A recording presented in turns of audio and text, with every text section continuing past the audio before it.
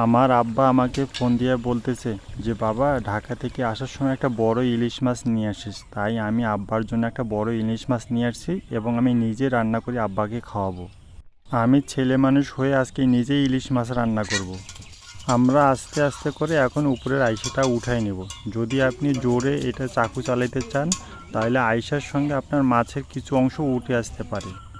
এখন আইসা উঠানো শেষ। এখন আমরা উপরের কাঁটাগুলো আস্তে আস্তে কেটে নেব। যত দ্রুত কাজ করবেন তত আপনার মাছটা নষ্ট হয়ে যাইতে পারে। ইলিশ মাছগুলো অনেক দিন বরফ দিয়ে রাখা হয়, তাই ইলিশ মাছগুলো নরম হয়ে থাকে।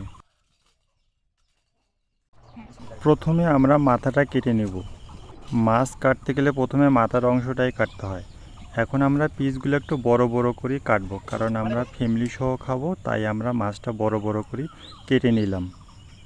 আপনারা যখন হোটেলে খাইতে যাবেন তখন এত মোটা পিস আপনাদেরকে দিবে না।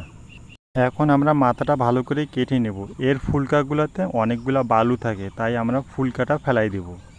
মাথাটা আমরা সম্পূর্ণই রাখবো, আমরা মাথাটা দুই ভাগ করব না। মাথাটা দুই ভাগ করলে কোনো স্বাদ থাকবে না। মাছটা এখন আমরা ভালো করে পরিষ্কার করে নেব। ভিতরে অনেক রক্ত থাকে, তাই ওটা আমরা পরিষ্কার করে নেব। কারণ মাছটাতে একটু ডিম আছে, ডিমটা আমরা বাইর করে নেব। কারণ ডিমের সঙ্গে অনেক রক্ত থাকে, তাই আমরা ডিমটা আলাদা করে নেব এবং মাছটা আলাদা করে তারপর রান্না করব। এখন পেঁয়াজটা আমরা বেটে নেব। কেউ চাইলে পেঁয়াজ পেস্ট করেও দিতে পারেন, কারণ আমরা পেস্ট করব না। এখন আমরা হলুদের গুঁড়া, মরিচের গুঁড়া, তেল দিয়ে কিছুটা মেখে রাখব। কারণ যত মেখে রাখবেন তত মাছটার টেস্ট হবে। এখন আমরা পরিমাণ মতো লবণটা দিয়ে দেব। পানি আমরা একটু পরে দিয়ে দিব। আমরা যে পেঁয়াজটা হালকা করে বেটে নিয়েছে ওটা এখন দিয়ে আবার একটু নেড়ে ছেড়ে রেখে দিব। মাছের কালারটা অনেক সুন্দর হয়ে আসছে। এখন আমরা মাছে পানিটা দিয়ে দিব। মিডিয়াম পানি দিতে হবে, বেশি পানি দিলে হবে। এখন আমরা মাটির চুলায় রান্না করব। মাটির চুলায় রান্না করলে অবশ্যই স্বাদটা ভালো হয়।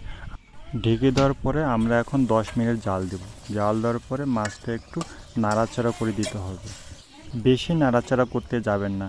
আপনারা তো আগেই শুনেছেন যে ইলিশ মাছ একটু নরম টাইপের হয়। 5 মিনিটের জন্য আমরা আবার এই ঢাকনাটা লাগাই দেব। 5 মিনিট শেষ হয়ে গেলে আমরা আবার একটু হালকা করে নেড়ে চেড়ে দিতে হবে। এখন একটু আমরা টেস্ট করে দেখব যে লবণ ঝাল ঠিক আছে কি না। লবণ ঝাল ঠিক হয়ে থাকলে আপনারা আবার ঢাকনাটা দিয়ে রাখবেন। অবশ্যই মাছটা মিডিয়াম তাপে আপনারা রান্না করবেন। মাছটা আমাদের রান্না করা শেষ। এখন একটু উপরে মশলা গুঁড়া ছিটাই দিব। অবশ্যই আপনারা কালার দেখে বুঝতে পারতেছেন যে মাছটা কত সুন্দর হয়েছে। লবণ ঝাল ঠিক হলে অবশ্যই মাছটা সুন্দর হবে।